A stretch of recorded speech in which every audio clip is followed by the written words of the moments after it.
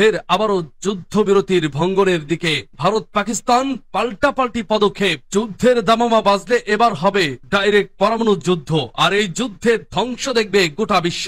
জানিয়ে দিব আমাদের হাতে থাকা সর্বশেষ গুরুত্বপূর্ণ আপডেট আন্তর্জাতিক সংবাদ। পাকিস্তানের সঙ্গে উত্তেজনার মাঝে নতুন বিরোধে জড়ালো ভারত। এরপর জানিয়ে দেব ভারত পাকিস্তান যুদ্ধের ক্ষয়ক্ষতি স্যাটেলাইট চিত্রে যা দেখা গেল। আরো জানিয়ে দিব ইসরায়েলের দফায় দফায় ব্যালিস্টিক ক্ষেপণাস্ত্র হামলা। আরো জানিয়ে দিব গুরুত্বপূর্ণ সংবাদ, ইসরায়েল ও যুক্তরাষ্ট্রকে 600 ক্ষেপণাস্ত্র ছোড়ার হুমকি দিল ইরান। এবং জানিয়ে দিব ভারতের হামলায় পাকিস্তানের 13 সেনা নিহত, পাকিস্তানি আইএসপিআর এর স্বীকারোক্তি। সর্বশেষ জানিয়ে দেব ভারত পাকিস্তানের পাল্টাপাল্টি কূটনীতিক বহিষ্কার, 24 ঘন্টার মধ্যে দেশ ছাড়ার নির্দেশ। শুনছিলেন সংবাদ শিরোনাম, এখন বিস্তারিত। তবে তার আগে অনুরোধ থাকবে ভিডিওটিতে একটি লাইক এবং কমেন্টস করে জানিয়ে দিন আজকের এই ভিডিও সম্পর্কে আপনার মূল্যবান মতামত, আর অবশ্যই এই ভিডিওটি আপনার ফেসবুক সোশ্যাল মিডিয়ায় শেয়ার দিয়ে ছড়িয়ে দিন, আর জানিয়ে দিন আপনি কোন জেলা থেকে বা কোথা থেকে আমাদের সংবাদটি শুনছেন এবং দেখছেন। পাকিস্তানের সঙ্গে উত্তেজনার মাঝে নতুন বিরোধে জড়ালো ভারত। ভারত পাকিস্তানের মধ্যে যুদ্ধবিরতি চললেও উত্তেজনা এখনো বিদ্যমান। এরই মধ্যে ভারতের অরুণাচল প্রদেশের 27টি জায়গার নতুন নামকরণ করেছে চীন। এ বিষয়ে ভারত তীব্র প্রতিক্রিয়ার জন্ম দিয়েছে। ভারত দাবি করছে অরুণাচল প্রদেশ তাদের অবিচ্ছেদ্য অংশ এবং চীনের এই বৃথা ও অযৌক্তিক প্রচেষ্টা বাস্তবতাকে কখনোই পরিবর্তন করতে পারবে না। ভারতের পররাষ্ট্র মন্ত্রণালয়ের মুখপাত্র রণধীর জয়সওয়াল বলেন, অরুণাচল প্রদেশ ভারতের অবিচ্ছেদ্য অংশ ছিল, আছে এবং সব সময় থাকবে। বুধবার ভারতীয় সংবাদ মাধ্যম দ্য হিন্দুস্তান টাইমস প্রকাশিত এক প্রতিবেদন থেকে এ তথ্য জানা যায়। চীনের বেসামরিক মন্ত্রণালয় গত 11 মে অরুণাচলের 27টি জায়গার নতুন নামকরণ করেছে। এর মধ্যে রয়েছে 15টি পাহাড়, 4টি রাস্তা, 2টি নদী, 1টি লেক এবং 5টি বসতি এলাকা। চীন এই নামকরণটি করেছে তার 5ম দফায়, যা 2017 সাল থেকে শুরু। এই সময়ের মধ্যে চীন একাধিকবার অরুণাচলের জায়গাগুলোর নাম পরিবর্তন করেছে। 2017 সালে 6টি, 2021 এবং 2023-এ 15টি এবং 2024 সালের মার্চে আরো 30টি জায়গার নাম পাল্টানো হয়েছে। ভারত এই নামকরণকে স্পষ্টভাবে প্রত্যাখ্যান করেছে। পররাষ্ট্র মন্ত্রণালয়ের মুখপাত্র রণধীর জয়সওয়াল বলেন, চীনের এই প্রচেষ্টা বাস্তবতা পরিবর্তন করতে পারে না। ভারত বরাবরই অরুণাচল প্রদেশকে তার অবিচ্ছেদ্য অংশ হিসেবে দাবি করে আসছে এবং চীনের এই ধরনের পদক্ষেপকে তারা বেআইনি অযৌক্তিক হিসেবে বিবেচনা করছে। চীন অরুণাচল প্রদেশকে জংনান নামে ডাকে এবং দাবি করে যে এটি দক্ষিণ তিব্বতের অংশ। তাদের দাবি অনুযায়ী অরুণাচল প্রদেশের অধিকাংশ জায়গা তাদের ভূখণ্ডের মধ্যে অন্তর্ভুক্ত। চীনের সঙ্গে এই বিতর্ক দীর্ঘদিনের এবং গত কয়েক বছরে আরো জটিল হয়েছে। ভারত পাকিস্তান যুদ্ধের ক্ষয়ক্ষতি স্যাটেলাইট চিত্রে যা দেখা গেল। সম্প্রতি ভারত ও পাকিস্তানের মধ্যে 4 দিনের সামরিক সংঘর্ষ ছিল গত অর্ধ শতাব্দীর মধ্যে সবচেয়ে বড় ধরনের লড়াই। উভয় দেশই ড্রোন ও মিসাইল ব্যবহার করে একে অপরের সামরিক স্থাপনায় হামলা চালিয়েছে এবং বড় ধরনের ধ্বংস সাধনের দাবি করেছে। তবে সত্যিকার অর্থে এই ক্ষয়ক্ষতি কতটা তা নিয়ে তৈরি হয়েছে ধোঁয়াশা। এ বিষয়ে উভয় দেশের দাবি ও উপগ্রহ চিত্র বিশ্লেষণ করে একটি প্রতিবেদন প্রকাশ করেছে নিউ ইয়র্ক টাইমস। সেখানে তুলে ধরা উপগ্রহ চিত্র বিশ্লেষণে দেখা যাচ্ছে দুদেশের মধ্যে সংঘর্ষ বিস্তৃত হলেও বাস্তব ক্ষয়ক্ষতি ছিল সীমিত। ভারত ও পাকিস্তান উভয় দেশ থেকে ছোড়া ড্রোন ও ক্ষেপণাস্ত্রগুলো নির্ভুলভাবে লক্ষ্যবস্তুতে আঘাত এনেছে, তবে ক্ষয়ক্ষতি ততটা হয়নি যা তারা দাবি করছে। প্রতিবেদনে বলা হয়, ভারতের চেয়ে পাকিস্তানের সামরিক স্থাপনাগুলোর ক্ষতির পরিমাণ বেশি। উপগ্রহ চিত্র থেকে পাওয়া তথ্য অনুযায়ী পাকিস্তানের বেশ কয়েকটি ঘাঁটিতে ভারতের নিখুঁত হামলার প্রমাণ মিলেছে। করাচির কাছে ভোলারি এয়ারবেসে একটি হ্যাঙ্গারে আঘাতের দাবি করে ভারত এবং চিত্রে সেখানে স্পষ্ট ধ্বংসচিহ্ন দেখা গেছে। সবচেয়ে সংবেদনশীল লক্ষ্য ছিল ইসলামাবাদের কাছে নূর খান বিমান ঘাঁটি, যা পাকিস্তানের সেনাবাহিনী ও প্রধানমন্ত্রী কার্যালয়ের খুব কাছে এবং পারমাণবিক অস্ত্র নিরাপত্তা ইউনিটের কাছাকাছি। সেখানে ভারত রানওয়ে ও অন্যান্য স্থাপনায় হামলা চালায় বলে জানায়। 10 মে পাকিস্তান রাহিম ইয়ার খান বিমান ঘাঁটি সাময়িকভাবে বন্ধ করে দেয়। এটি ভারতের হামলার পরপরই ঘটে। পাকিস্তানের পাঞ্জাব প্রদেশের সারগোধা বিমান ঘাঁটিতেও ভারতীয় বাহিনী 2টি রানওয়ে অংশে নির্ভুলভাবে ক্ষেপণাস্ত্র ব্যবহার করে হামলা চালায় বলে জানায় ভারত। অন্যদিকে পাকিস্তান দাবি করেছে তারা ভারতের অন্তত 2 ডজন সামরিক ঘাঁটি লক্ষ্যবস্তু করেছে। যদিও ভারত বলছে 4টি ঘাঁটিতে সীমিত ক্ষতি হয়েছে, তবে বিস্তারিত কিছু জানায়নি। উপগ্রহ চিত্র বিশ্লেষণে দেখা গেছে পাকিস্তানের দাবিকৃত হামলাগুলোর ক্ষেত্রে তেমন কোনো স্পষ্ট ধ্বংসের প্রমাণ মেলেনি। উদাহরণস্বরূপ পাকিস্তান দাবি করেছে তারা ভারতের উত্তরাঞ্চলের উদমপুর বিমান ঘাঁটি ধ্বংস করেছে। সেখানে এক ভারতীয় সেনার মৃত্যুর খবর পরিবারের পক্ষ থেকে নিশ্চিত করা হলেও 12 মের স্যাটেলাইট চিত্রে বড় ধরনের ক্ষতির চিহ্ন দেখা যায়নি। এই সংঘর্ষে ভারত 5 জন সৈন্যের মৃত্যু স্বীকার করেছে, আর পাকিস্তান বলছে তাদের 11 জন সৈন্য নিহত হয়েছেন। ভারতের সবচেয়ে বড় ক্ষতি হয়েছে বিমান হারানোর ক্ষেত্রে। যদিও সরকার সরকারিভাবে সংখ্যা প্রকাশ করা হয়নি। পাকিস্তান দাবি করেছে তারা ভারতের 5টি বিমান ভূপাতিত করেছে, তবে কূটনৈতিক ও সামরিক সূত্রগুলো বলছে অন্তত 2টি বিমান ধ্বংস হয়েছে। সব মিলিয়ে এই সংঘর্ষে আধুনিক প্রযুক্তির ব্যবহার এবং নির্দিষ্ট লক্ষ্যবস্তুতে হামলার প্রবণতা লক্ষ্য করা গেছে। তবে উভয় পক্ষের বাড়িয়ে বলা বিবৃতি ও বড় ধ্বংসের দাবি ও উপগ্রহ চিত্রের বাস্তবতার সঙ্গে পুরোপুরি মেলে না।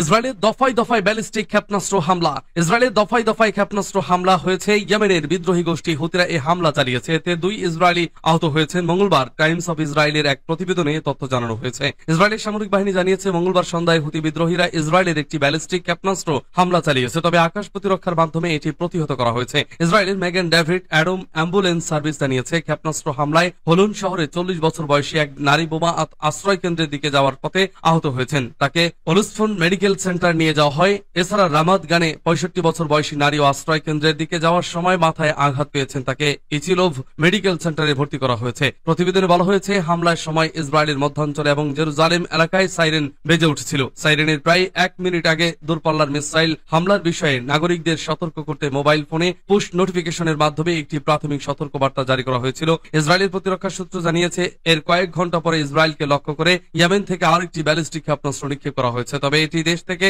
অনেক দূরে পড়ে যায়। সামরিক বাহিনী এই উৎক্ষেপণ শনাক্ত করলেও মিসাইলটি কোনো হুমকি সৃষ্টি করেনি বলে ইসরায়েল কোনো সাইরেন বাজানো হয়নি। প্রতিরক্ষা সূত্র আরো জানিয়েছে সোমবার ওই ইয়েমেন থেকে নিক্ষেপিত একটি ক্ষেপণাস্ত্র ইসরায়েলের কাছাকাছি পৌঁছানোর আগেই পড়ে যায়। বেন গুরিয়ন বিমানবন্দরে একটি মিসাইল হামলার পর ইসরায়েল হুতিদের নিয়ন্ত্রিত অবকাঠামো লক্ষ্য করে 2 দিন ধরে তীব্র বিমান হামলা চালানোর 1 সপ্তাহ পর এসব হামলা হয়েছে। এই বিমানবন্দরে হামলার পর বেশিরভাগ বিদেশি এয়ারলাইন্স ইসরায়েলে ফ্লাইট স্থগিত করে।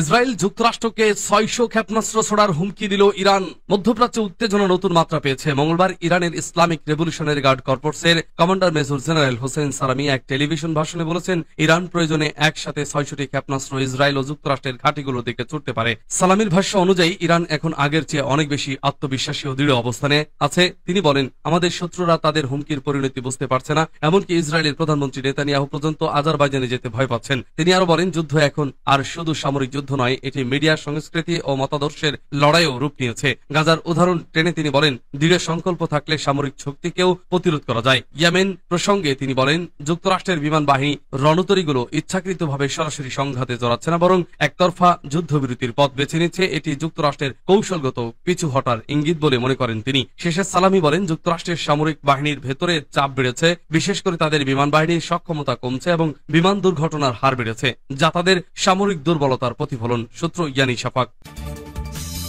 ভারতের হামলায় পাকিস্তানের 13 সেনা নিহত বলছে পাকিস্তান আইএসপিআর। ভারতের সঙ্গে পাকিস্তানের সাম্প্রতিক সামরিক সংঘাতে দেশটির নিরাপত্তা রক্ষায় নিহত সেনা সদস্যের সংখ্যা বেড়ে 13 জনে পৌঁছেছে।